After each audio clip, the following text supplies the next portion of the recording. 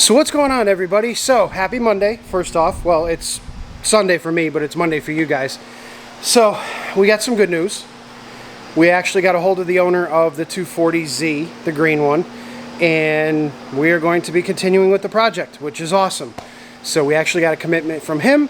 We're good. We're going to be able to continue that. So next week you guys should be able to see some progress on that thing. But for today, I think what we're going to do is we're going to clean up this mess back here, and we're going to rearrange some things. Now, this wall over here has a ton of crap on it. Now, that's all well and good, except when you're trying to work right about there on a car, you end up with all sorts of issues, like you can't get around the lift and you're banging into things, and it's just a big, huge pain in the butt. So part of the reason why we did all the shelving over here is so that we could rearrange all the stuff. Now, this wall over here, that wall, is pretty much useless space. You've got the toolbox on that wall, you have the dumpster, you have some shelving, some other odds and ends, and there's really no use for that space. Now, I could use all of that space immensely, because all of that space right there is ultimately where the front of a vehicle lies. So that's going to be some space that we want to try to reclaim in this small little location if we're going to try to be somewhat productive in here. Now, my plan for this place is obviously we can't seem to find a place with a landlord that is halfway decently trustworthy, so we're going to stay here for a little bit until we can find something that is truly 100% absolutely fits our system. So we got to make the most of this. So what we're going to do today is I'm going to move the toolbox over that way to that wall, or maybe right to there. Haven't decided yet, but I'll show you guys when it's done. Then we're going to take all of that stuff and we're going to move it over to there where the toolbox is. Now, what that's going to do is basically free up a good majority of this entire wall. And by freeing up this entire wall, we will have much more working space. And I'm going to bring the toolbox closer to where we're actually working on cars, because now it just keeps getting further and further away. And yeah, so I'm going to time-lapse this. Not that it's super interesting, but I know you guys love seeing weird videos like that. So what I'm going to do is I'm going to time-lapse me moving everything around. We'll get it all set up and I'll bring you guys back. And then what the plan is after we get all that done, we're going to bring the Prelude in here. Bring the Prelude in, we'll throw it up in the air. I'll show you guys exactly what needs to go down with it, what we're going to be doing with it, and we're probably going to start working on it. So I want to have that car done this coming week. So today for you guys is Monday. It's Sunday now. I'm going to get everything prepped so that Monday, tomorrow morning, we can start working on that car, start filming it, and getting everything good so that you guys on Thursday should be able to see a finalized product of what we do with the Prelude. So that's what this video is going to be. Enjoy the time lapse, enjoy the music, and I will see you guys in a couple minutes.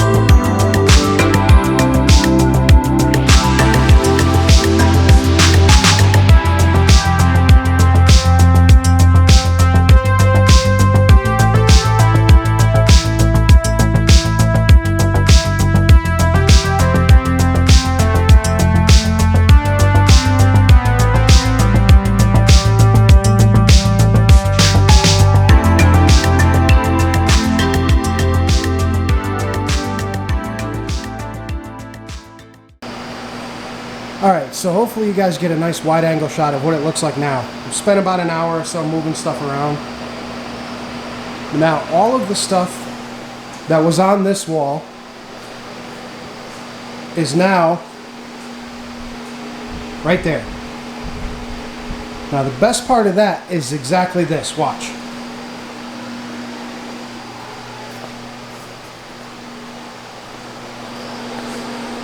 We can walk around the lift now, which is phenomenal. Absolutely phenomenal. And now the toolbox is right there behind me, which places it literally a few feet from the driver's side front corner of a car, which is perfect.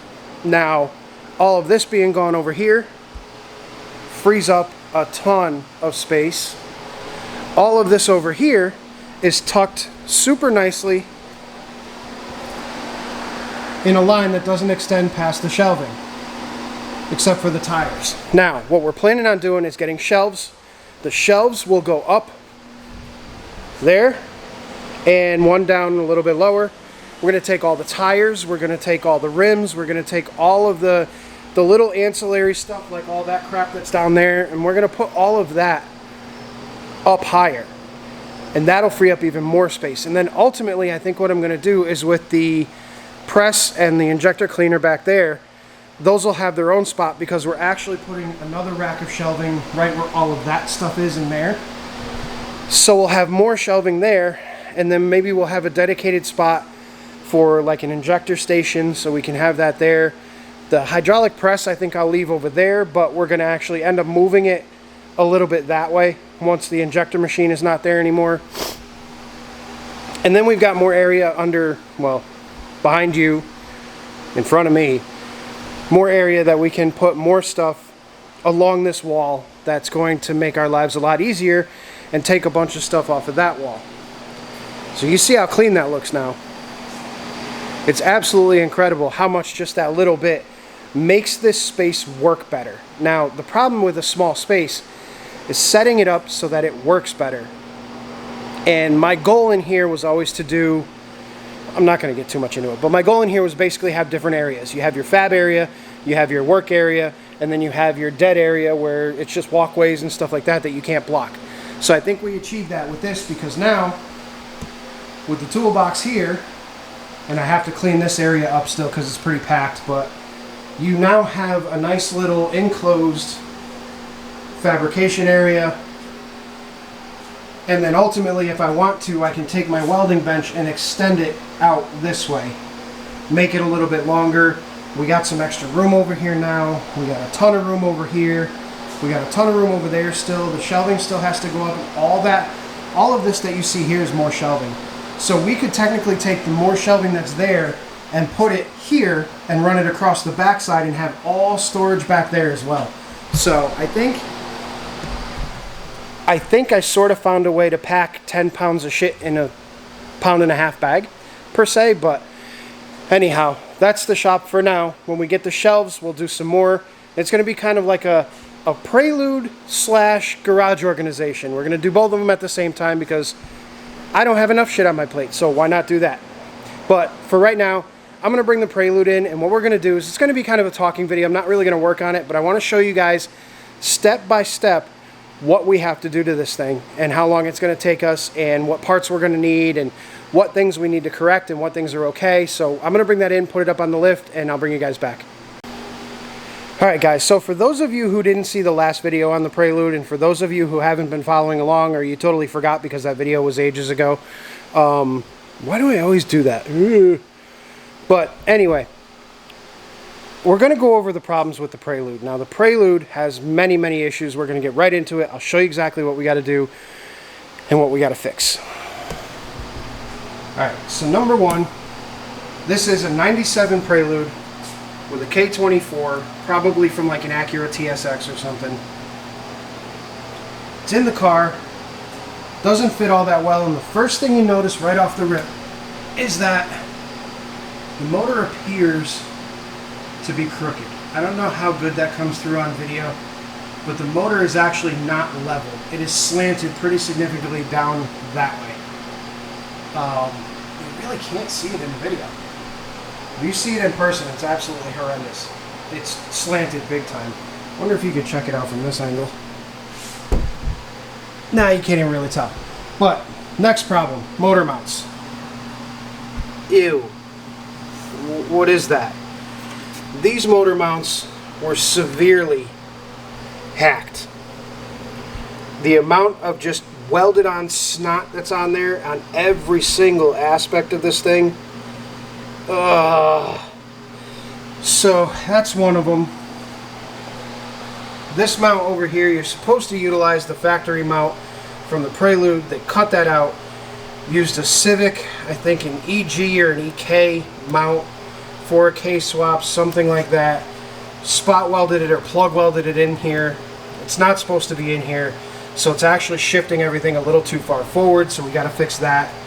The rear mount, let me get a light so you guys can see this one.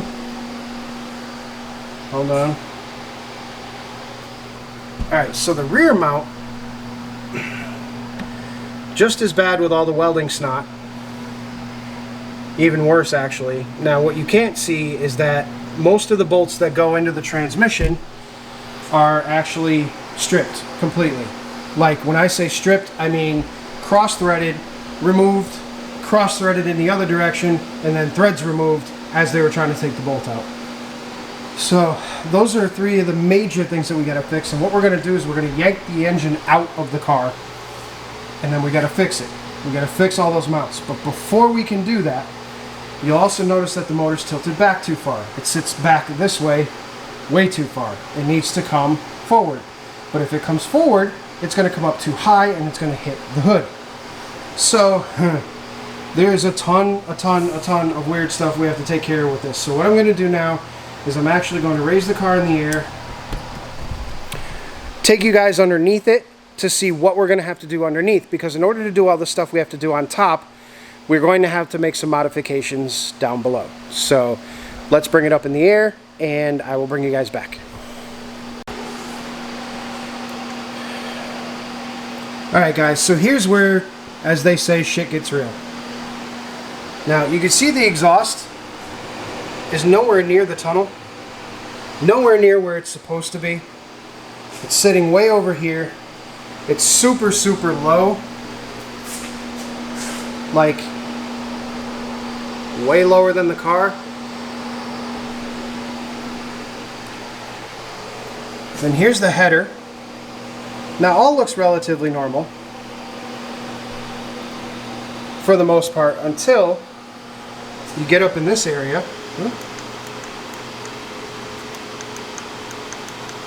Hold on. Alright, so here's what I was saying. Header looks normal until you get to there. And then, what in the F? What in the MF is going on here? Well, you look on the other side, same thing. What happened? Well, as they were trying to figure out how to make this header fit, not only did they cut into the K-frame poorly, but they also did that to the header. So now you took your 4 into 2 into 1 and turned it into a 1 into 1 into 2 into 3 into 4.5. But yeah, you can kind of see where that other tube sort of comes up and it falls into there. I mean, it is a complete disaster, and they cut the subframe in the process. And then over here, where we actually need to mod the subframe a little bit, or the K-frame I should say, right where the transmission is, there's a little notch that they took out, but we're going to have to take out a lot more than that. So once we have the motor out, we'll have to take some of that out. But basically, in order to get the angle right, and you can see the axles are actually pointed backwards, which they should be more that way. But being that they're pointed backwards like that, it's causing issues with him blowing axles left and right. So we've got to try to correct that as best we possibly can. And to do that, we need to move the whole engine back. And we need to rotate this transmission upwards, and that will bring everything back as well.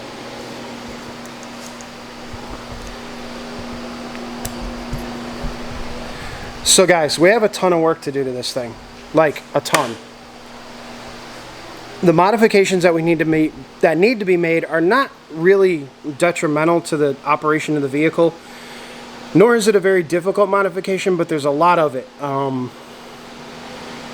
Just this thing doesn't fit right. It doesn't fit right at all, and it was never meant to fit in this vehicle, so rightly so, but whoever did it initially never really took the time to properly place things and to properly line things up, and you know, it was just kind of one of those, oh, this is cool, let's throw a motor in it, and yeah, we'll get on the internet and everybody will be famous. And I think that's really what happened with it. So what we're going to have to do is we're going to have to literally pull the motor out, modify that subframe,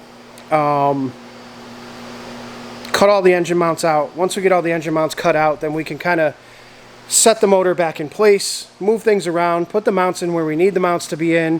Luckily, we can kind of hang the motor in place on 2 of the mounts, and then the trans mount ultimately will have to be modified slightly. But I think we can make this work. But it's going to take a little bit of time, a little bit of effort, and some ingenuity, pushing things back a little bit and modifying certain things, whatever. But we're going to get on this thing full force tomorrow. What we're going to do is we're actually going to rip the engine out of it, start cleaning up the bay, clean up all the motor mount. I don't even know if you want to call them motor mount locations. But getting everything cut out of here, getting it all cut off, and then getting the motor back in with the new motor mounts and everything else. So, yeah, a lot of work. And we have regular customers to do tomorrow too, so it's going to be an interesting day. But now that I've blabbed your guys' ears off for a bunch of times, you watch me clean my shop, that's what's going on with the Prelude. We are starting that tomorrow. So you guys will have a video on Thursday that will literally be me yanking the Prelude apart, getting everything done, and then next Monday's video will probably be the finale of the Prelude with everything the way that it should be. So stay tuned for that. Thanks for watching, guys. I really appreciate it. Appreciate every single one of you. We're super close to 8,000 subs. Like, comment, subscribe, you know, the usual YouTuber stuff. And please, if you can, make sure that you're clicking that little bell icon to get notifications. Now, I know YouTube is funky. Even if you click that icon, sometimes you still don't get the notifications, but I would truly appreciate it if you did. Take a view of the videos. Let me know if you like them. Leave a comment down below. And I will see you guys on the next one, which will be us probably putting the Prelude back together. So, have a good night, everybody.